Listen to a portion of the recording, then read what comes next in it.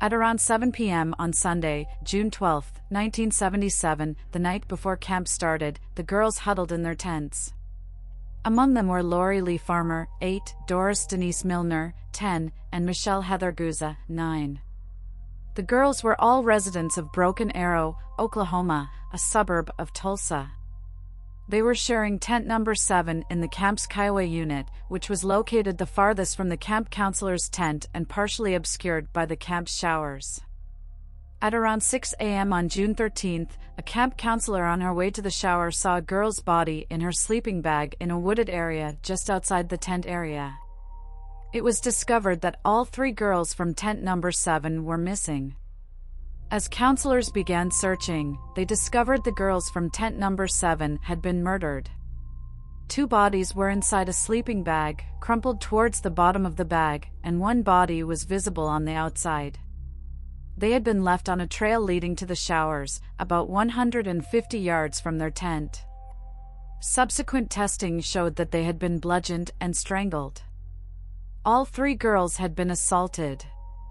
A large, red flashlight was found on top of the girls' bodies. A smudged fingerprint was found on the lens, but it has never been identified as it was too smudged for a positive identification. A footprint from a 9.5 size shoe was also found in the blood in the tent. Between 2:30 and 3 a.m. on June 13, a landowner reported hearing quite a bit of traffic on a remote road near the camp. Camp Scott was evacuated and was later shut down. Gene Leroy Hart had been at large since 1973 after escaping from the Mayes County Jail. He had been convicted of kidnapping and raping 2 pregnant women as well as 4 counts of first-degree burglary. Raised about a mile from Camp Scott, Hart, a member of the Cherokee Nation, was arrested within a year at the home of a Cherokee medicine man.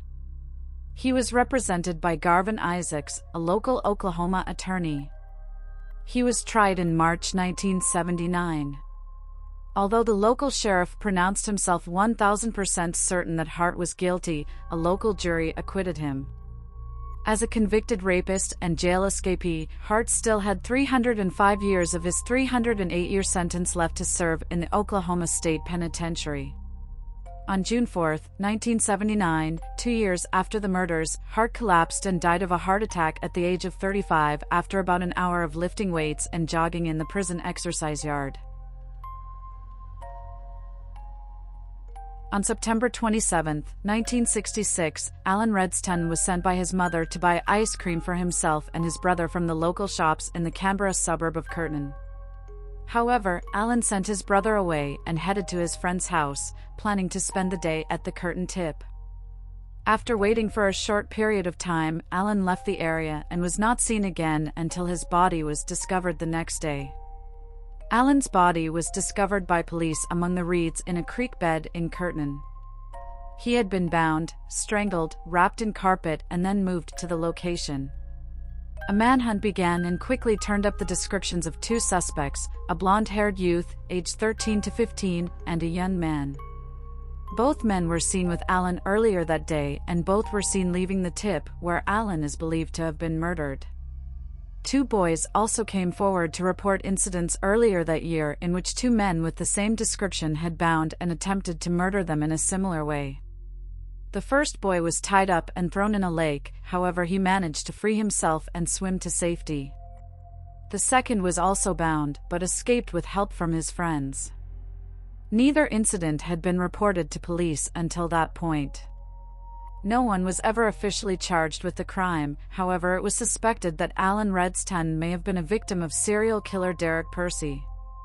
Percy claimed to have been vacationing in Canberra at that time, but never admitted to the killing. He died in 2013. The Geylang Bahru family murders occurred in Singapore on January 6, 1979. All 4 children in the Tan family were found dead in their flat at Block 58, Geylang Bahru. They were hacked and slashed to death, and their bodies were left piled on top of each other. The children ranged from 5 to 10 years of age at the time of death.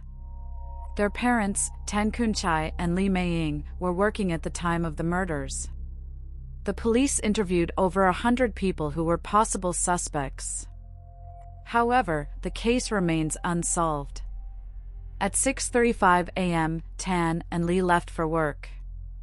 They operated a minibus service that transported students to school. Their children, Tan Kokping, 10, Tan Kokhin, 8, Tan Koksoon, 6, and Tan Chin-nae, 5, had still been asleep at the time. The older three, all boys, were students at Bendemeer Road Primary School, while their younger sister attended a nearby People's Association kindergarten. At 7:10 a.m., their mother phoned them 3 times to wake them up, but received no answer.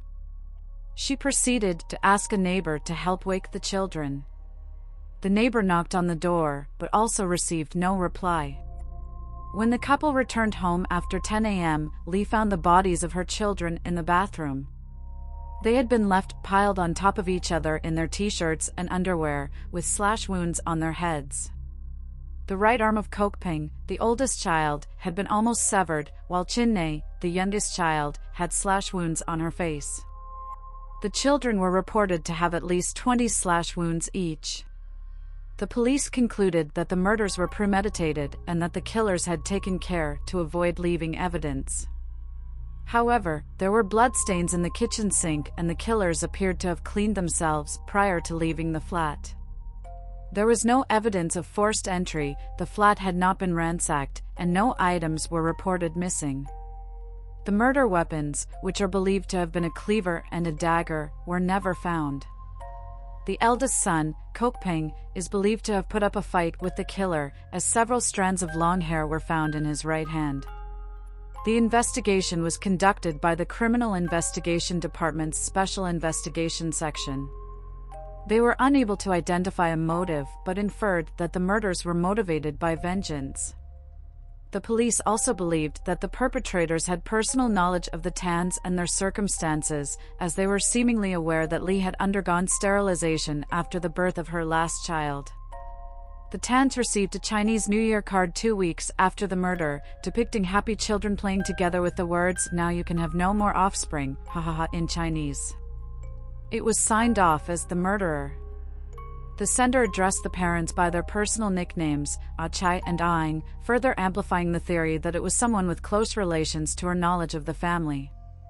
The children were buried on January 7, 1979, at Choa Chu Kang Cemetery along with some of their belongings. Their parents subsequently ceased their minibus business and started working at a company that produced PVC materials. 5 years after the incident, Lee managed to reverse the sterilization that she had undergone prior to the murder and gave birth to a healthy baby boy. The couple later had a daughter as well.